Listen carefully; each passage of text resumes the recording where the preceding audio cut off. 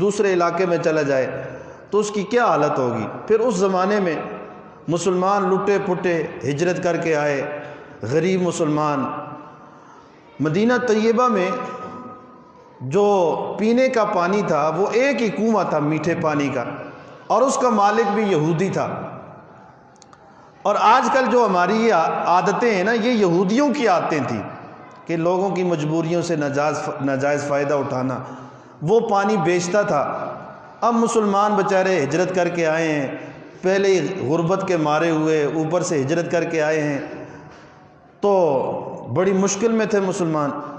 حضرت عثمان رضی اللہ تعالیٰ عنہ نے اس سے بات کی تو حضرت عثمان نے اس کو تیار کر لیا کہ میں آپ سے کنواں جو ہے وہ آدھا خرید لیتا ہوں۔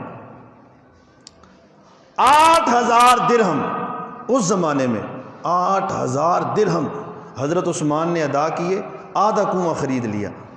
طے یہ ہوا کہ ایک دن میری باری ہوگی، ایک دن آپ کی باری ہوگی، ایک دن میں پانی بیچوں گا، ایک دن آپ پانی بیچیں۔ ٹھیک ہے جی، 8,000 درہم ادا کیے۔ اب جس حضرت عثمان رضی اللہ تعالیٰ عنہ کی باری ہوتی، آپ نے اعلان کر دیا سارے پانی بھرو، جتنا بھر سکتے ہو بھرو، مفت میں بھرو، فری میں بھرو۔ سارے مسلمان پانی بھر لیتے، اور اتنا پانی بھر لیتے کہ وہ 2 دن کے لیے کافی ہو جاتا۔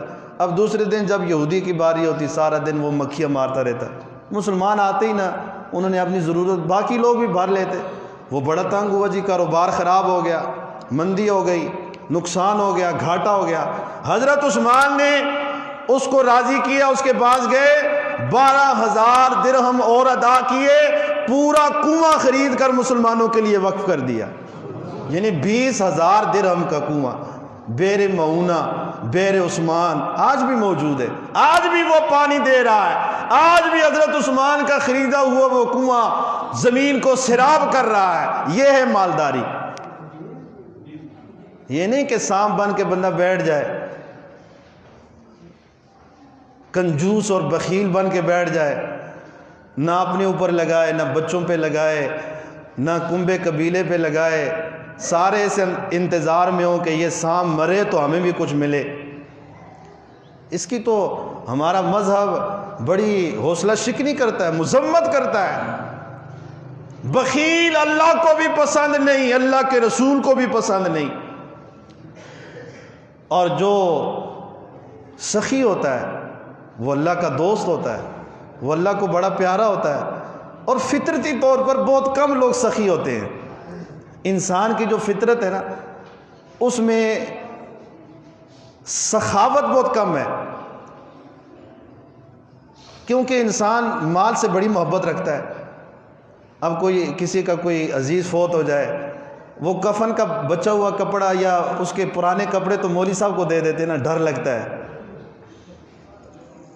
میت کے جو کپڑے ہیں نا پرانے، وہ گھر میں لوگ نہیں رکھتے، یا کفن بچ جائے وہ بھی کسی کو دے دیتے ہیں، ڈر لگتا ہے۔ لیکن اس کا جو پیسہ ہے وہ نشانی سمجھ کے رکھ لیتے ہیں۔ اس کے جو بینک میں پیسے پڑے ہوئے ہیں، اس کی جو جائیداد پڑی ہوئی ہے، اس سے بڑی محبت رکھتے ہیں۔ بس یہ مجھے نشانی دے گئے ہیں۔ وہ اس کے کفن سے تو تجھے ڈر لگ رہا ہے، اس کے کپڑوں سے ڈر لگ رہا ہے، تجھے پیسوں سے نہیں ڈر لگتا، اس لیے کہ پیسوں سے تو محبت ہے۔ تو بہت کم لوگ فطرتی طور پر سخی ہوتے ہیں۔ یہ سخاوت سیکھنی پڑتی ہے، خرچ کرنا، اس کی عادت ڈالنی پڑتی ہے۔